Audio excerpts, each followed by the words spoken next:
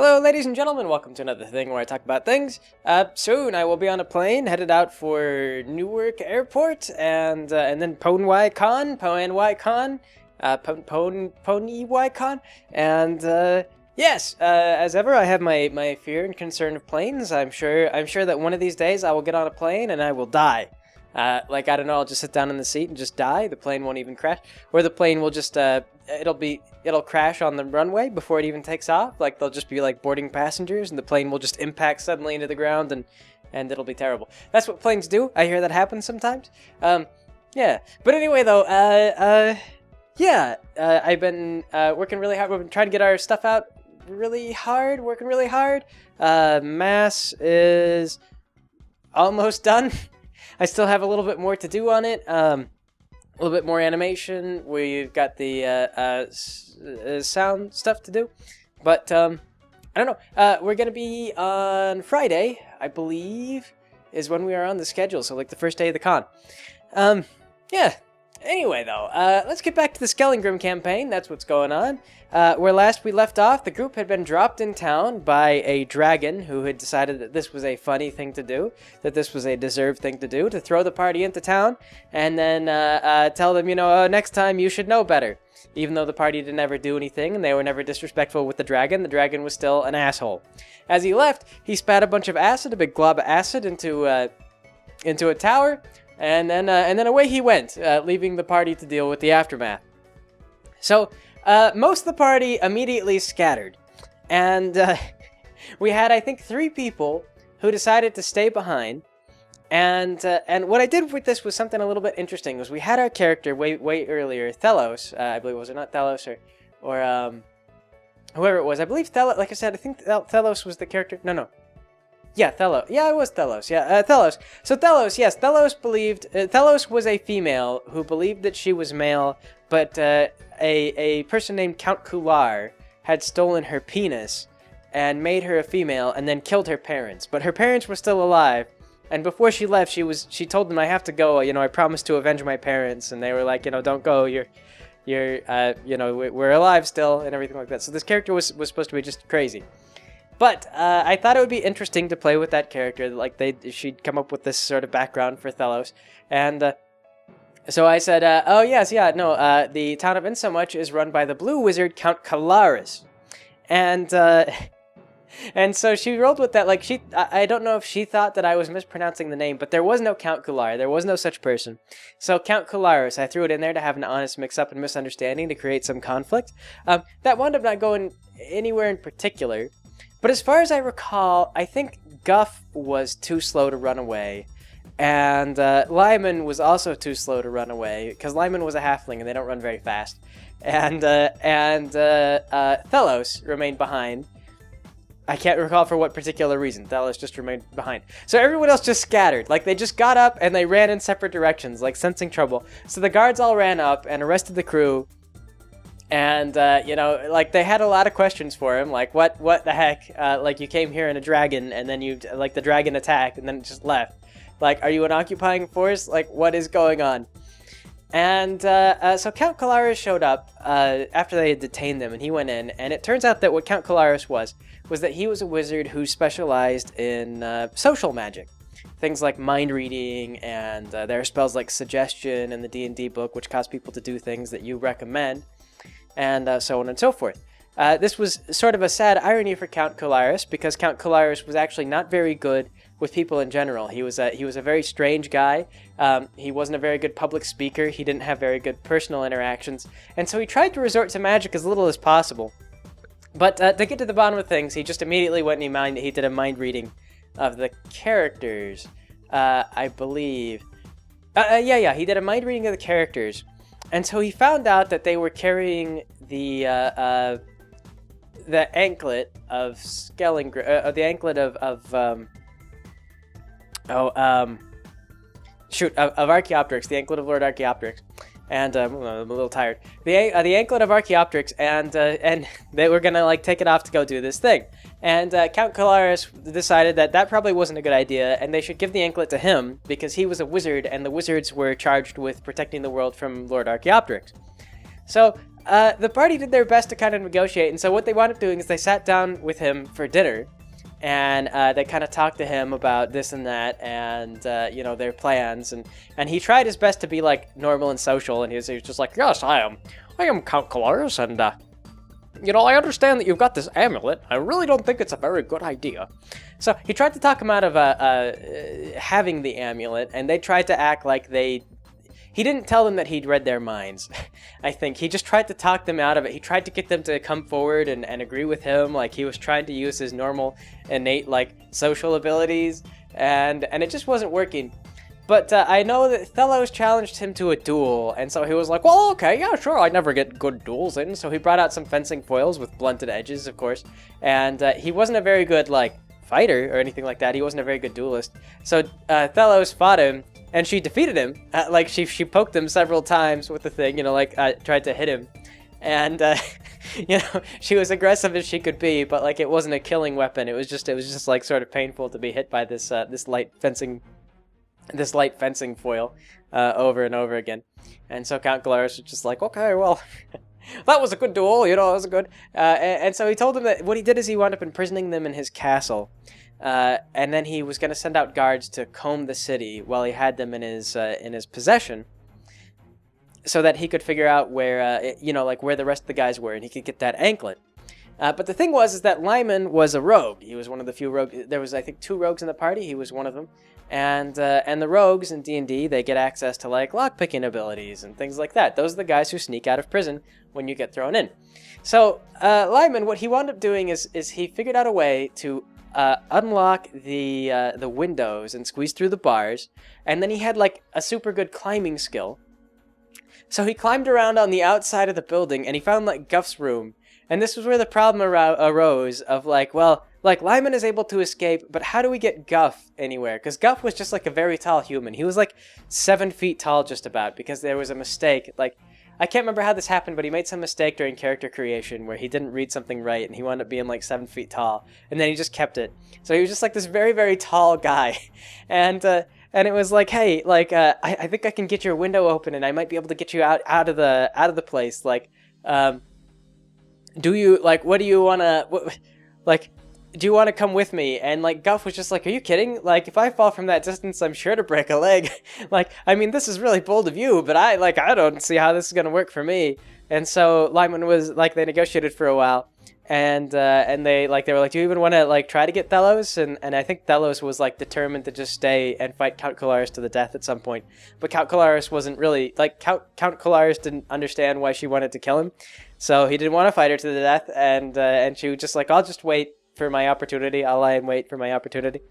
So Lyman wound up having to abandon the place on his own. But the trouble was that he had to take climb rolls to get up and down the thing. And what was really funny was that he was rolling really well to climb up, but to get down, he kept botching the rolls. It was like critical failures.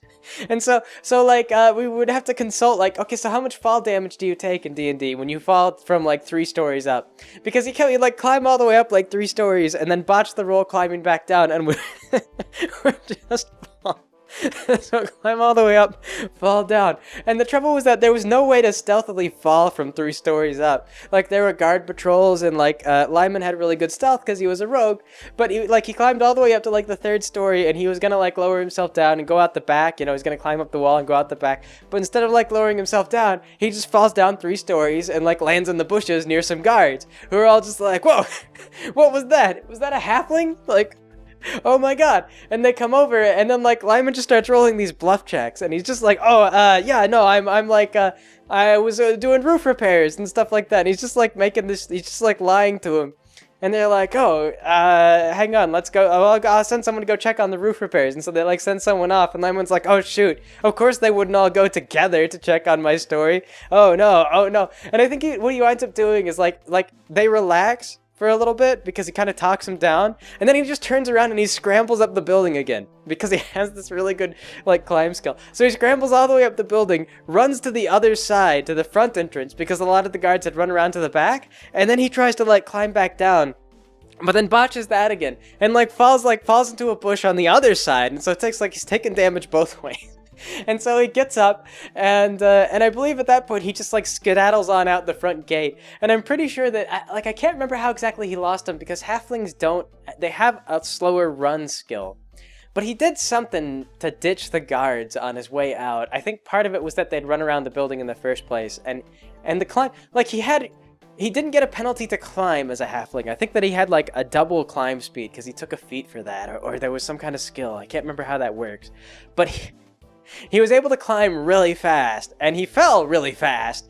But he like had to run slow. So I think he got out the front gate, and then I think he like climbed up another building, and he might have just like managed to evade capture by climbing, and then he took a stealth roll in an alleyway or something like that, so the guards all ran by him. And so he was loose on the world. Lyman was loose on the world. And so he was able to track down the party. And what had happened is, while they were talking to Count Kularis, he proposed, like he was trying to get him to do this thing. And I think that they wouldn't cooperate with him. And so eventually, what they actually did was they negotiated themselves into an execution. And this was interesting, because when I say that they negotiated themselves into an execution, I think it was something like Count Kularis was like, well, what do you think I ought to do about it? And they said something like, well, if it were me, I would execute us. Or something like that. Like, they gave him an honest answer. They were like, well, if it were me, I would execute us. And Count Kularis was like, well, if you think that's the right thing to do. And so he's like, well, how would you execute you? And I think they proposed like a fight to the death. Or I think Delos proposed a fight to the death. She's like, a fight to the death. And Count Kularis was like, well, okay, yeah, I guess. And she was like, yeah, your magical power versus ours. And he's like, well, I do know how to summon like a higher planes level demon. So yeah, my magical power versus yours does sound like an execution to me. So he planned out this execution with them, and he was like, oh, what all do you think I ought to do? And it got to where like they were just giving suggestions. Like they started to think it was kind of amusing, and I think they didn't like believe that Count Kularis was actually going to go through and do the stuff that they were saying. But they were like, well, what you should do is you should have like a demon ride a bear, and then like strap a bunch of halberds to the bear's face, and the goal should be for the demon to like chase us down a maze and stab us with the halberd. So like the demon's got to control this bear, and if we get to the end of the maze, then you let us free. And Count Kularis was like, well, if we sell tickets to that, I guess it would be a really great windfall for taxes. And so like they arranged this. And so they had this all set up. And I'm pretty sure that Count Kularis wasn't like committed to killing these guys, but at this point, like, I think there was some actual player enthusiasm for this by the point that they realized it was really going to happen, and they had essentially set this up. So, like Count Kularis, he was kind of like, well, everyone's looking really forward to it. We put out pamphlets and posters all over town, and people have bought tickets, and they're gonna come out and they're gonna see you. They're gonna watch you get chased by the halberd bear being ridden by a demon, and so yeah. So that wound up being what happened. Lyman informed them that that's what was going to happen. He informed the free members of the party that that's what was going to happen, and the people who were like still loose on the streets were like, oh crap, like I'm actually not sure how they're going to survive that, to be totally honest. And like I say, the players, I think at that point they were committed. They were like, no, seriously, like if I die because I get run down by a demon riding a bear with halberds strapped to the bear's head, like I'm gonna be okay with that. So yeah, so they were like, no, that's totally cool. Like, of all the ways for a character to die, that's pretty tops. So yeah, so the party tried to devise a way that they could interfere with this execution, and Count Kularis was actually counting on them to interfere. He was hoping that this whole thing would draw them out. So they were both kind of playing their own game, with the fact that Count Kularis didn't really know for sure what to expect from the party. In part because a couple of the members of the party had tricks up their sleeves that like Lyman, Guff, and Thelos hadn't really seen. Especially a character who had only recently come in, named Franz, who they'd picked up in the desert. Franz had actually not used hardly any of his abilities or talked about them at all since he got into the group. So Franz actually sat down and he revealed, like, yeah, I've got these like illusory abilities and this and that and these things that I could do. And if we do this and we make this plan, then we just might be able to rescue the party. Or Guff and Thelos, anyway.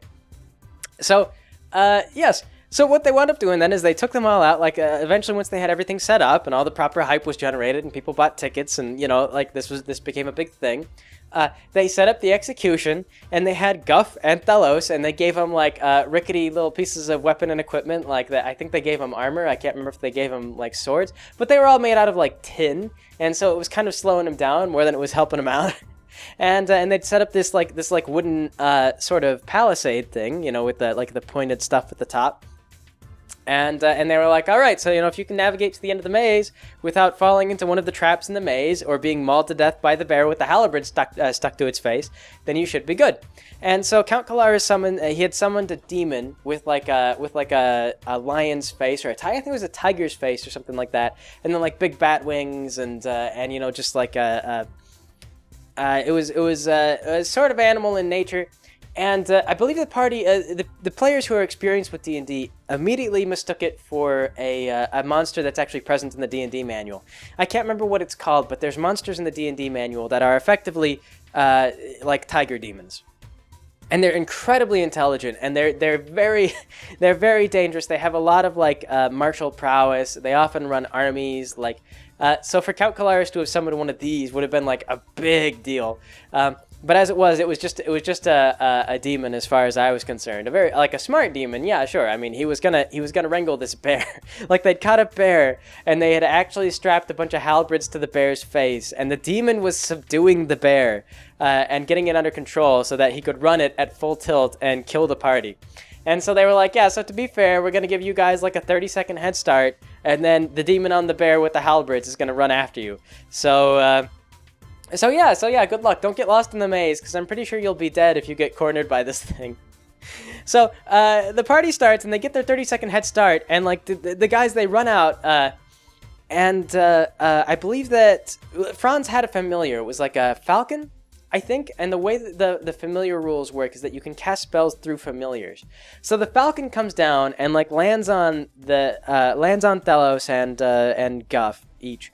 And casts like a spell called Spider Climb, which allows them to climb walls. And so they wind up, I think, or they were on a horse. That's right, they were on a horse, but they were on a horse backwards. That's how they were going to try and even the odds, because that way they could run the horse down a dead end and possibly sacrifice the horse or get away or something like that. Yeah. So they cast Spider Climb on the horse, and then like through a type of telepathy, Franz explained to them, your horse can now climb walls. Like, I urge you to get the horse under control and then have it climb the wall. So like Guff is facing the wrong way, but he manages to spin around on the horse and get the horse oriented so that it's like running up the wall. And so the demon comes out with like the halberds on its face, and it chases them down for a little while, but they manage to run the horse up the wall and up and over, and away they go. And the whole thing was just like, was just total chaos and insanity. I wish I could recall all the details, because I remember it feeling like just a really huge hullabaloo getting to this point, because it was like all these little pieces that they'd been building up and discussing, and these, like, they'd been making this plan, and they were like, all right, this is going to work, this is going to work, this is going to work. And then they pulled it off, and away they went. They were like they were on a horse now, and granted it wasn't a very good horse, but they just ran off. And the thing that was funny, that was particularly conniving about all this, was that Guff and Thelos took off in the wrong direction, whereas the rest of the party went off towards where they were originally going to head. I believe that the trick was that the group knew where they were supposed to be going, but they didn't. There was some reason why, I can't remember now why Count Kalaris didn't know exactly where they were going, because the group knew where they were going.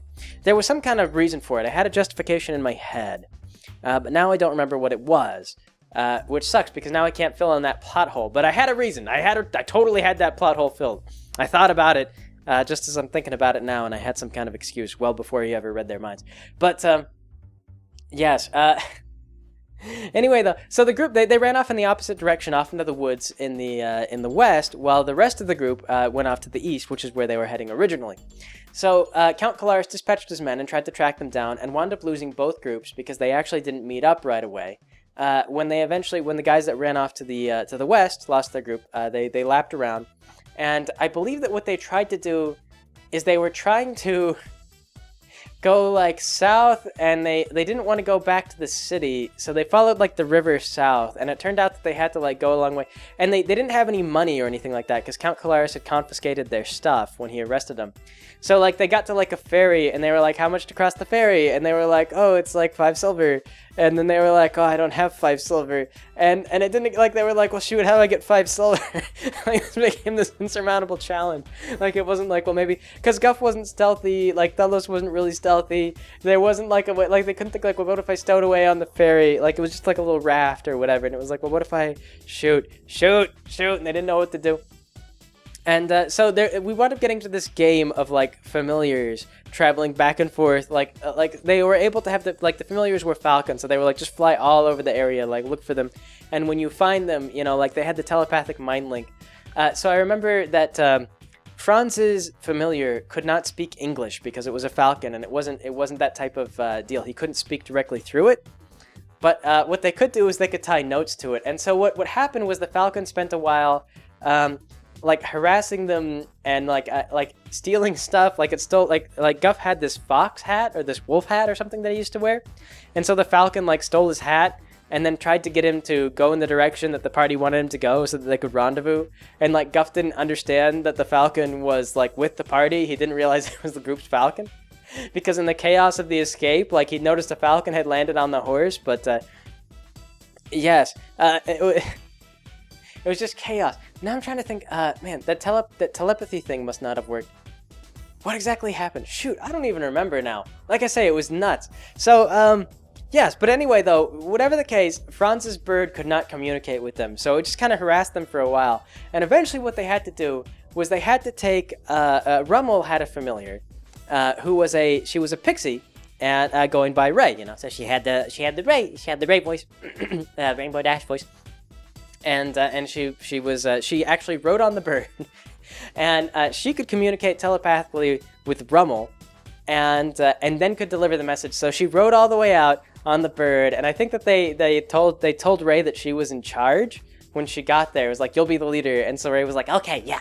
And so like Ray then got there and didn't know how to lead effectively because she was just a little pixie, and so she was just like, oh, like I'm the boss. They said I'm the boss, and so she didn't do a very good job of leading at all. But Rummel was able to like telepathically guide her and tell her what to do. Be like, okay, I'm in charge. And so like Ray would sometimes abuse her power, but the essentials were committed. And eventually they managed to get the party across the river and met up with the group. They found a rendezvous point. And I think that actually might be how they managed to dodge Count Colaris, is it might have been that he knew where they were going. And I think that he dispatched troops, yes, this is how it was. He did know where they were going, and he did send out troops to stop them.